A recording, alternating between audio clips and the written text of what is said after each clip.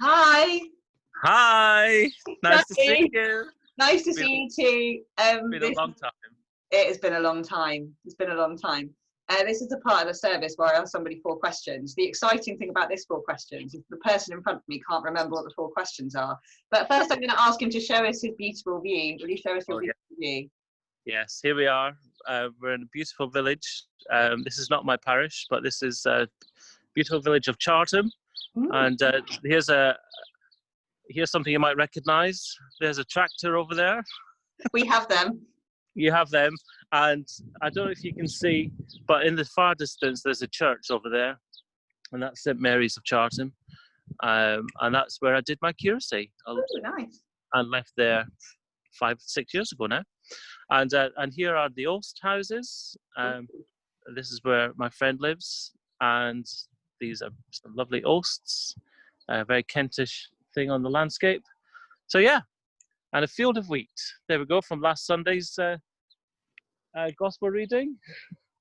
Oh, you overestimate our liturgical knowledge. Okay, sorry about that. That's quite all right.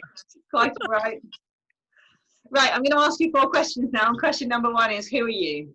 Oh, well, that's an easy one. My name's Phil. Phil Gregg. Anything else? That's a decent answer. Thank I'm 44, and I'm 44 years old. you. Lord, you're old. Yeah, I'm old. Second question is, when you were little, what did you want to be when you grew up? When I was little, I wanted to be a chef first. I remember talking to my great granddad about that. He used to take me hill walking in Scotland during in the summer holidays, and he was very keen that I had a career. And so we talked about chefing quite a lot because I loved cooking when I was a kid. Not that we had very much to cook with. This was more school cooking. Home economics. Do you remember home economics? I loved that. So yeah, chef was the thing I wanted to be when I was. Yeah. How would you describe yourself in 3 words?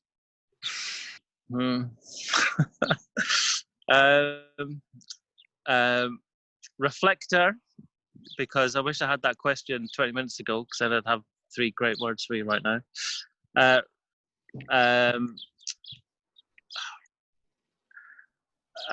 don't know. Reflector, creative, and I like to think of myself as quietly subversive, because it's fun.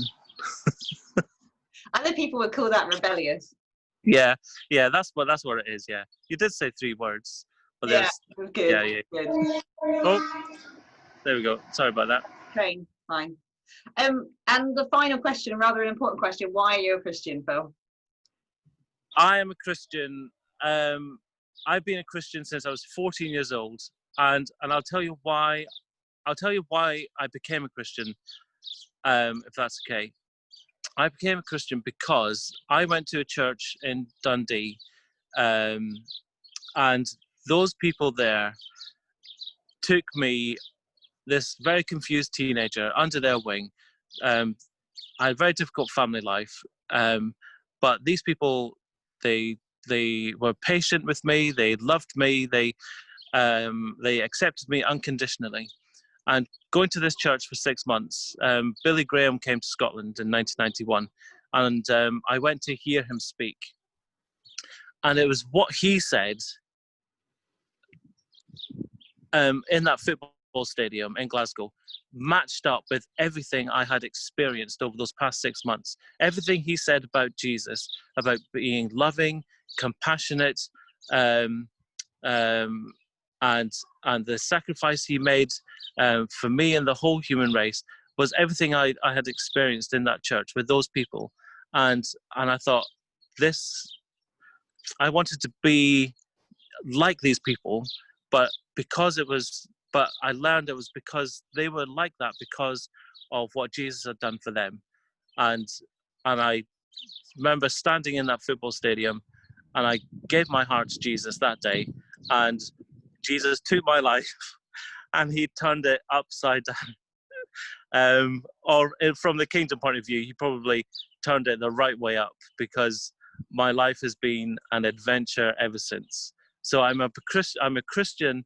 Have been a Christian for nearly 30 years because God absolutely loves me with no strings attached, and I'm a Christian because of this amazing thing called grace. And can I just say, thank God for grace, because without it, I have no idea where I would be today. Certainly not sitting on this lovely bench in this beautiful field, talking to lovely Jules.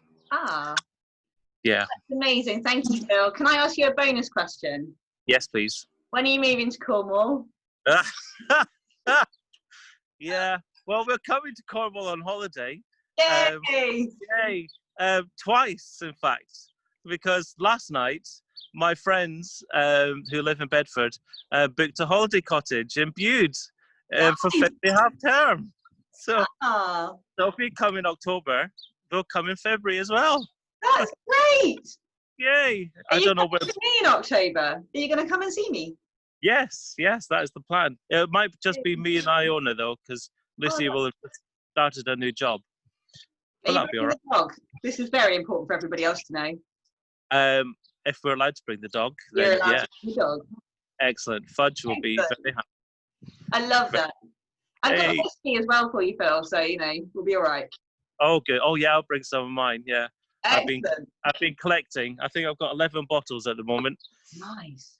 Yes. This is going on Facebook, so don't admit that we drink whiskey together, and that's our main history of going to college is drinking whiskey. Yeah, I was going to say, when I started at Ridley, at the same time as you, Jules, I took 15 bottles of single malt whiskey with me, and by the end of those 2 years, I left with one. Well, everybody knows the great story of my mum saying, "Well, buy a nice bottle of something so you can make friends." Yes. This was a £120 bottle of Ardbeg Supernova, which we drank in less than a term. Yes. Yeah. You introduced me to Ardbeg and climbing those mountains in the Lake District, drinking that Ardbeg at the top. So for me, Ardbeg single malt whiskey is my mountain top whiskey. I only ever drink it on top of mountains because of you guys. Oh, I love that. That. Thank you, Phil. Thank you so much for your time and showing us a little bit of beautiful Kent. And we look forward to seeing you properly in the flesh. Yeah. Soon.